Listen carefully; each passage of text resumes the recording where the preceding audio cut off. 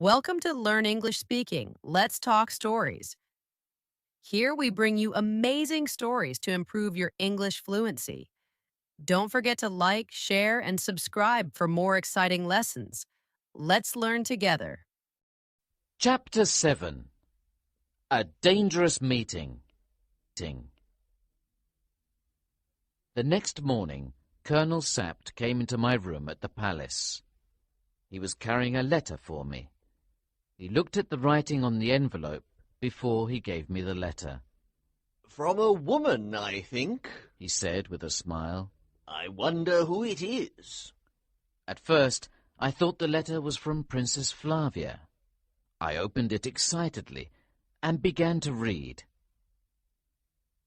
Your Majesty, I have important news for the King. Come to the old house in New Avenue tonight.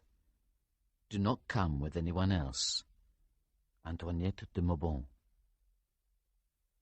I handed the letter to the Colonel. He read it quickly. "You can't go," he decided. "Antoinette de Maubon is a friend of the Duke's. They want to catch you alone and kill you." I must go, I argued. She says she has important news. Perhaps she wants to help us. "I forbid it," the Colonel said angrily. "The Duke's men will kill you if you go to this meeting tonight." I'm going, I announced firmly. If you try to stop me, I'll go straight back to England. Colonel Sapt looked at me in surprise. He was beginning to understand me. We Rassendils can be very stubborn. "All right," he agreed at last. "You can go if you want to, but I'm going with you, Mr. Rassendil." The Colonel and I left the palace very secretly that night. We were both carrying pistols in our pockets. We went to the old house in New Avenue, and I left Colonel Sapt at the gate. I entered the grounds of the house and saw someone in the summer house. I walked across the garden to the summer house. Antoinette de Maubon turned to greet me when I entered. She was very pale and nervous. "You're in danger, Mr. Rassendil," she told me quickly. "Michael forced me to write that letter to you. I didn't want to do it. His men will be here in a few minutes. They want to kill you. Then they're going to say the king is dead. They'll arrest all your friends, and Michael will be the new king. You must escape from here. Go quickly." I did not move. Why are you telling me this? I asked her. Michael's your friend, isn't he? She looked at me unhappily. "I love him," she said sadly. "but I know he'll marry Princess Flavia if he becomes king. That's why I'm helping you, Mr. Rassendil." Suddenly, I heard a noise outside in the garden. I turned towards the door of the summer house and locked it. I could see 3 men standing outside in the garden. 3 of the 6. One of them began speaking softly in English. It was the Duke's man, Detchard. "We just want to talk," he said. "We've come from Duke Michael. He wants to make you an offer, Mr. Rassendil." What kind of an offer? I asked. "The Duke wants you out of the country," the man said. "He'll give you £50,000 if you leave Ruritania." Antoinette de Maubon moved close to me. She put her hand on my arm. "Don't trust them," she whispered urgently.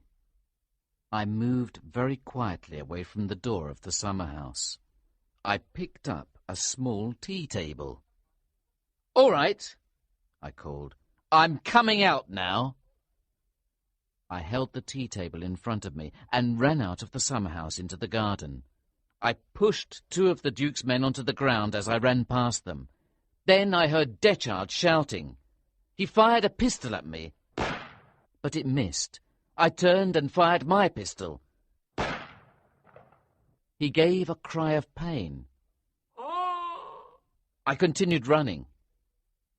Colonel Sapt was waiting for me when I reached the road. What happened? He asked. I thought you were dead when I heard the shooting. We went back to the palace. When we arrived, I told him everything that had happened in the summer house.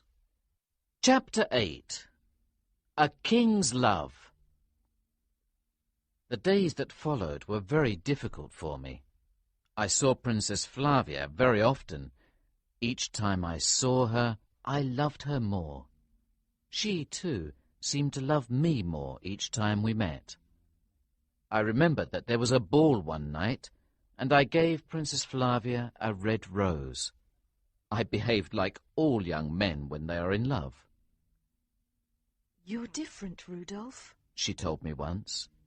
"You changed when you became king. You're a new man." I wanted to tell her who I really was. I wanted to tell her that I was not the King of Ruritania. I wanted her to love Rudolph Rassendyll, not the King of Ruritania. Sometimes I imagined the future. Will I always have to pretend to be the king? Will I marry Princess Flavia? Will she become my queen? One day she and I were talking. She said to me, "You are the king. Why can't you be an ordinary man? Then I'd show you how much I love you." "Would you really love me if I were an ordinary man, Princess?" I asked. "Do you love me that much?" "Of course I do," she said. Her words made me very happy. I decided that I could not go on lying to her any more. I loved her. I wanted to tell her the whole truth about myself and the King of Ruritania. I decided to speak. "Princess," I began, "I want to tell you something. I am—" Just at that moment the door of the room opened and Colonel Sapt came in. He looked angrily at me. Forgive me, sir, he said. I need to talk to you about something important. One moment, Princess, I said. I left the room and followed Colonel Sapt. He was furious with me. I heard everything you said, he told me. You were going to tell her the truth. Be careful, he warned me. The king's life is in your hands, Mr. Rassendyll. Princess Flavia was not the only person who liked the new king. The people seemed happy with me as well. I was becoming popular as the King of Ruritania. I spoke about this to Colonel Sapt one evening when we were alone together. You know, Colonel, I said, I'm a good king. The people like me. I could stay here and pretend to be the king forever. No one could stop me. The colonel smiled. It's true, he agreed. No one could stop you. But I know you're a man of honor, Mr. Rassendyll.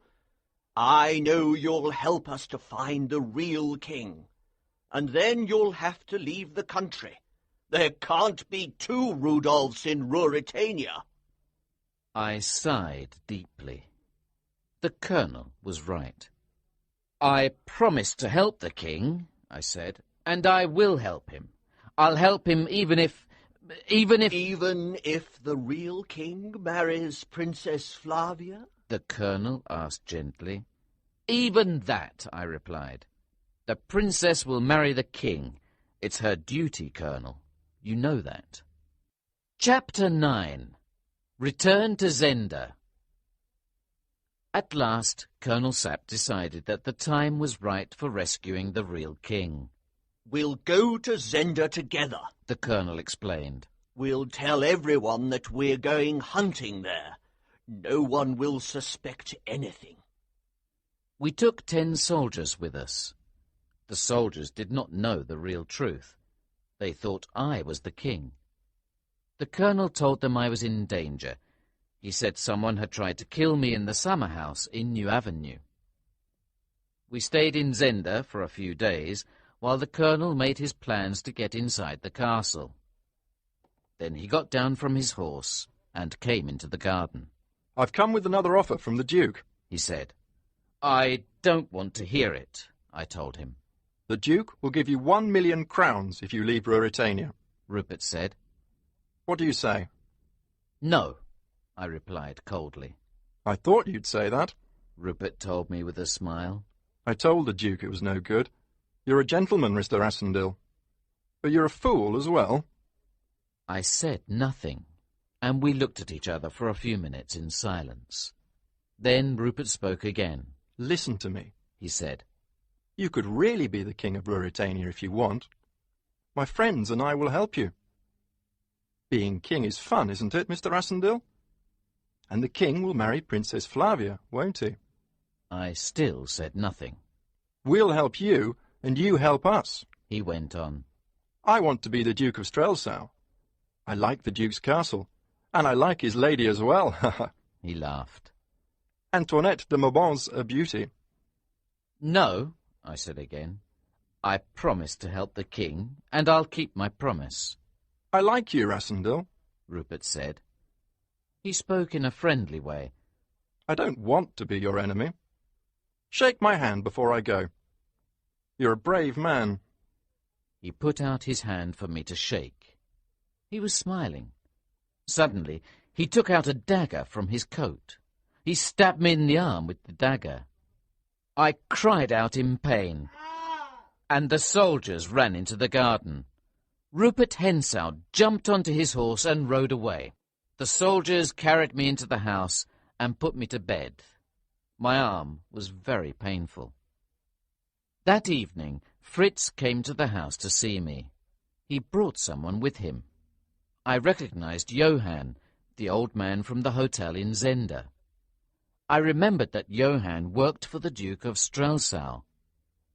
The three of us talked together, and Johann agreed to work with us.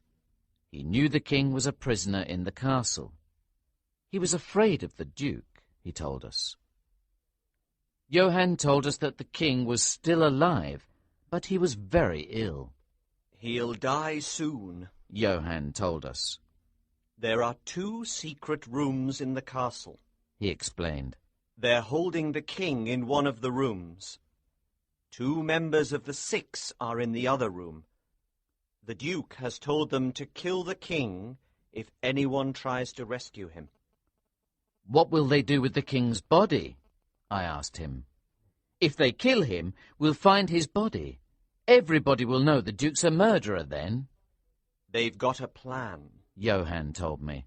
"There's a metal pipe that goes from the room where they're keeping him down into the moat. When they kill the king, they're going to throw the body into the castle moat. The Duke's men will slide down the pipe into the moat and swim away. There'll be no evidence of the murder. No one will ever find the king's body." I knew that we had to do something to save the king. Suddenly, I had an idea. "Listen, Johann," I said. "I want you to help us to enter the castle. Will you do that?" "Yes, sir," the old man replied. "Good," I said. "Open the castle gate tomorrow night at 2 o'clock. "What do I do then?" the old man asked nervously. "Nothing," I told him. "Open the castle gate, and then go away. Leave the castle." "Very well," he agreed. "I'll do it." I gave Johann a letter for Antoinette de Maubon. I told her to make a noise at 2 o'clock the next night. I wanted her to shout for help. I wanted the Duke to go to her room when she cried for help. Then we could enter the castle through the gate. The next night I hid near the castle and watched. It was very dark, and the castle seemed huge against the sky. Chapter 10. Rescue. When it was nearly 2 o'clock, I entered the castle moat. The water was cold. I swam to the metal pipe under the king's cell. It was very close to Antoinette de Maubon's room in the castle. I looked up at the castle. There was a light in Antoinette de Maubon's room. There was a man in the room with her. It was Rupert Hentzau. They were arguing about something. I saw Rupert approach her, and she walked away from him. I heard her say angrily, Never! You're mad! Forget Black Michael. Rupert told her. I'm a better man than he is. He moved forward again and tried to kiss Antoinette de Mauban. She pushed him away angrily. Then I heard someone come into the room. It was the Duke. Leave us alone, he ordered Rupert. Rupert smiled cruelly and left the room. A few minutes later, the Duke also left Antoinette de Mauban's room. The castle was now dark. I was waiting for Johann to open the gate when there was a terrible scream from Antoinette de Mauban's room. I could not see anything, but I heard it all. First, there was the sound of a man running towards Antoinette de Mauban's room. The Duke. One man called out in pain, and there was silence. The window opened, and I saw Rupert standing there. He had killed the Duke of Strelsau. Then more men rushed into the room. They attacked Rupert, but he jumped out of the window into the castle moat. One of the Duke's men tried to follow Rupert. I grabbed him and killed him quickly and quietly. Then I searched his body for the keys to the king's cell. I took the keys and opened the door that led to the cell. I was now outside the king's cell. There were 2 men with the king. They thought I was a friend. They opened the cell door. I ran in and attacked them. I killed one of them immediately. The other man, Detchard, ran towards the king with his sword. The king was weak and ill, and he stood in one corner of the cell. I attacked Detchard before he could kill the king. He was a good swordsman, and we fought for a long time down there in the dark cell. Detchard was stronger than me, and I was in great danger. Suddenly, the king recognized who I was. Cousin Rudolph, He cried. I'll help you. He ran forward and picked up a chair. Then he pushed the chair against Detchard. Detchard turned and wounded the king with his sword. The king fell to the floor. Then Detchard turned back to me, but he slipped in the blood from the king's wound. I killed him as he fell. The fight was over. I helped the king to climb the steps into the castle. Then we saw a strange sight. There was a group of the Duke's men standing near Rupert Hentzau. Colonel Sapt and our soldiers were approaching Rupert from the other direction. Rupert looked at both groups of enemies and smiled. He did not seem afraid of danger. Then I saw Antoinette de Mauban. She was standing in a door of the castle, and she was pointing a pistol at Rupert. She fired, but the bullet missed. Rupert turned to her and smiled. Then he looked once at the Duke's men and once at Colonel Sapt and the soldiers. He ran to the wall and jumped into the castle moat once more. I jumped in after him, but he was a good swimmer. He swam to the other side quickly and climbed out. Then he began to run through the countryside. I ran after him, but he was faster than me. He suddenly turned to the right, and I could not see. Then I heard a scream. It was a woman's voice. I ran as fast as I could towards the sound. Then I saw Rupert. He was pulling a young girl off of her horse. He pulled her to the ground, kissed her gently, and jumped onto the horse. He rode up to me. What happened in the castle? He asked. I killed 3 of your friends, I told him. And the king? He asked. The king is hurt, I replied sternly, but I think he will live. I killed your friend, Detchard. You're a fool, Rupert said in a friendly way. One more thing, I told him. I saved your life. I was behind you on the bridge with a pistol. He looked at me in surprise. Now get off the horse, I said angrily. Come and fight me like a man. I ran towards him and hit him. I was furious. He defended himself, and I think he would have killed me there and then, except for a sudden noise. Someone was coming towards us on a horse. I turned and saw that it was Fritz. He was carrying a pistol. Rupert looked at Fritz. He stopped fighting me. Au revoir, Rassendyll, he said. Then he rode away, laughing. Back at the castle, the king was now lying in Black Michael's own room. His men sent a message to Princess Flavia that he was safe. She now hurried to Zenda to see him. The princess immediately set out for Zenda in her carriage. She arrived just as Fritz and I were approaching the castle. Fritz gave me a sudden look. I understood that Princess Flavia must not see me. I hid behind some bushes near the road. Just at that moment, the young girl, whose horse Rupert had taken, came forward. She ran up to Princess Flavia. "The king is here, Princess," she cried. "in the bushes."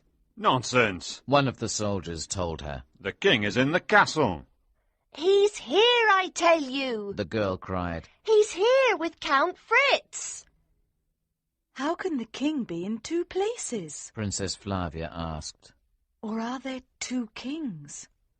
Colonel Sapt now appeared. He told the princess that the king was in the castle.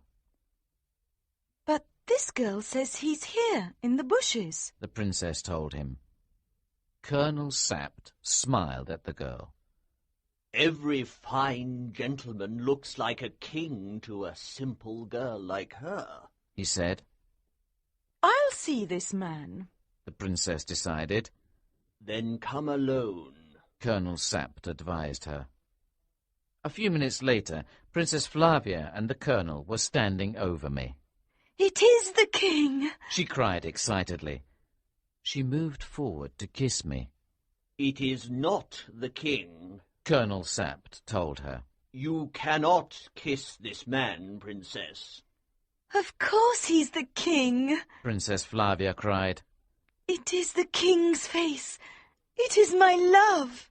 Your love, Princess, the colonel said slowly. But he is not the king. Why do you let them torture me? The princess asked me. Tell me what it means. I looked at her sadly for a moment. Then I spoke. I am not the king, I said sadly. Chapter 11. Epilogue. That night I went to see the king. He thanked me for my loyalty. You have been a good and dear friend, cousin, he told me. I will try to be a good king. You have shown me how a good king behaves. Fritz and I left the king. Fritz seemed in a hurry, and he led me quickly to another part of the building. Where are we going? I asked him. We're going to see Princess Flavia, he told me. She heard that the king was here, and she came to see him. He coughed awkwardly. Colonel Sapt has told her everything. She knows who you are now, Mr. Rassendyll. I see, I said slowly. I wonder why she wants to see me. Fritz opened a door and pushed me into the room. He did not enter. The room was dark, and at first I thought I was alone. Then I saw the figure of a woman standing near the window. I approached her. Princess, I said. I bowed very low to her. No, she cried. You must not bow to me, Rudolph. You're the man I love. I love you, I told her. I love you with all my heart. Princess Flavia looked at me tenderly, but she did not say a word. Perhaps I was wrong to pretend to be the king, I said, but I never lied about my love for you. Never. You were very brave to do what you did, she told me. You saved the real king, and you had to pretend to me. I understand that. I nearly told you the truth, I explained. I wanted to, but the king's life was in danger. What will you do now? She asked me. I'm going back to England tonight, I said quietly.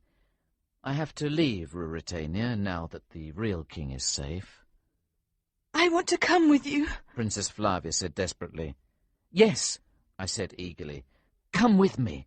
We'll be happy together, Flavia. She looked at me sadly. Then she said gently, Love isn't the only thing, Rudolph. I also have my duty here in Ruritania. I know, I replied.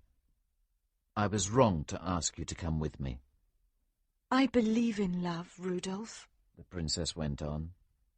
But I believe in honor, too. I know you believe in honor as well. You played this dangerous game because you believe in honor. You're right, I said. I felt that my heart was breaking. You must stay here in Ruritania, and I must go back to England. We'll never see each other again. The princess kissed me, and I held her in my arms. It was the saddest moment of my life. A few minutes later, I was outside the castle with Fritz and Colonel Sapt. It was now early morning. We went to the railway station and waited for the train. We're tired, I said, but we played our part like men, didn't we, my friends? We defeated the enemy and saved Ruritania, Sapt said proudly. Fritz shook my hand warmly. The right man is not always the real king, he said. Soon the train arrived, and I found myself an empty carriage. I looked out of the window to wave goodbye to Fritz and Colonel Sapt. They both stood on the platform. That was the end of my Ruritanian adventure. A few months later, Princess Flavia married the king. It was her duty. I settled into a quiet life in England. I never married. I often wonder what happened to Rupert Hentzau. Sometimes I think he will return to Ruritania one day and make more trouble for the king. Then, who knows, I will go back there to help the Elfbergs again. I take a holiday in Dresden every year. I meet Fritz and his wife, the Countess Helga, there. We spend a few days together. Every year, Fritz carries a little box with him and gives it to me. There is a rose inside and a note. Rudolph, Flavia, always. Fritz carries a similar little box back to Ruritania with him after each holiday. Chapter 6. Kingship and Love. Colonel Sapt and I waited in the palace until very late that night. We talked together about the ceremony and about the Duke of Strelsau. He's a dangerous man, the colonel told me. but we've defeated him this time, thanks to you, Mr. Rassendyll. At last, everyone was asleep. We went outside to the stables. We found our horses and put on their saddles. Let's go, the colonel said quietly. We jumped on the horses and rode out of the palace grounds. It was exciting to ride through the sleeping city. We rode all night on our way back to Zenda. Suddenly, we heard 2 horses following us in the darkness, the Duke and one of his men. We rode on very quickly and managed to lose them at a crossroads in a forest. We arrived at Zenda very early in the morning. We went straight to the house, and there we found a terrible tragedy. At first, there seemed to be no one in the house. Then we saw some blood coming from under the locked door of the wine cellar, where we had left the king. Perhaps the king was dead. We opened the door to the room. The servant, Joseph, was lying there. He was dead. We looked everywhere for the king, but we could not find him. "The Duke of Strelsau," the colonel said angrily. "He's been here." He pointed at the body of the servant on the floor. "This is the Duke's work," he exclaimed. "But where's the king?" I asked. "Do you think the Duke has killed him too?" "No," the colonel replied. "I think the king is a prisoner in his brother's castle." "What do we do?" I asked. "Everything's changed now," the colonel said thoughtfully. "We must change our original plan." He thought for a moment. "Ruritania needs her king," he told me. "You will have to be the king for a while longer, Mr. Rassendyll." "You want me to go back to Strelsau?" I asked. "But what about the real king? What will happen to him?" "You're the only king we've got," the colonel said grimly. "Go back to Strelsau, Mr. Rassendyll. You are the king of Ruritania again." "But the Duke of Strelsau knows that I'm not the real king," I said. "He knows I'm a fake." "That's true," the colonel admitted. "He knows you're not the real king, because the real king is his prisoner in the castle here at Zenda. But the Duke can't tell anyone that you're a fake. He can't tell anyone that the real king is a prisoner, can he?" I nodded my head. The colonel was right. "Do you think the king is in danger?" I asked. "Will the Duke kill him?" Colonel Sapt looked at me very seriously for a moment. "The king's life is in great danger," he said slowly. "The Duke has already killed once. But if he does kill the king," he went on, "you'll have to stay here. You're an Elfberg after all." Colonel Sapt and I went outside to our horses. We rode back to the capital. No one saw us enter the palace. The next day, the colonel and Fritz told me more about the king. "Do you remember Princess Flavia?" the colonel asked me. "She was at the coronation." I remembered her very well. She was the beautiful girl I had noticed in the cathedral. "The king's in love with her," Colonel Sapt told me. "Princess Flavia is very popular with the people. Everyone hopes the king will marry her." Fritz looked impatiently at Colonel Sapt. He was young and very loyal to the king. He always wanted to be busy, to be doing something to help the king. The older man was also very loyal to the king, but he knew how to wait, how to be patient until the time for action came. "When are we going to rescue the king?" he asked impatiently. "We can't sit here in the palace forever, Colonel." "We must be patient," Colonel Sapt told him. "The Duke won't kill the king while Mr. Rassendyll is here pretending to be the king. He'll wait and see what we do. We must wait too." "You know that some of the 6 are here in Strelsau?" Fritz asked. The colonel nodded. "Yes," he replied. "The Duke sent them here to spy on Mr. Rassendyll." "Who are the 6? I said. "They're the Duke's favourite soldiers," Fritz told me. "They're the most dangerous men in the country, and they're very loyal to the Duke. They do everything he tells them to." 3 of them are Ruritanians," the colonel explained. "There's also a Frenchman, a Belgian, and an Englishman. But the most dangerous of the 6 is Rupert Hentzau. The three of us talked for a long time. Fritz and I wanted to do something to help the king, but Colonel Sapt told us to be patient. He said we could do nothing until we knew what the Duke was planning. Be patient, my friends, he said. The time for action will come soon.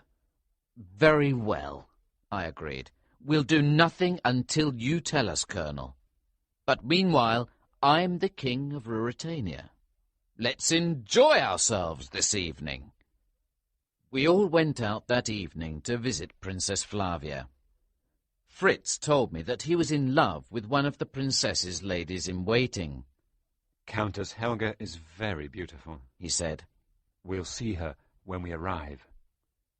Princess Flavia was very happy to see me. She did not realize that I was not the real king. She seemed worried about something, though, and I asked her what was the matter. It's your brother, she said. I think Michael is dangerous. Please be careful, Your Majesty. I'm not frightened of Michael, I told her. She looked at me very seriously. Your life is important to Ruritania, she told me. And to your friends as well, she added with a tender look. I began to fall in love with Princess Flavia that evening. It was difficult for me not to tell her the truth. I wanted to tell her who I really was. But I was playing a dangerous game, and the king's life depended on me. I kept silent.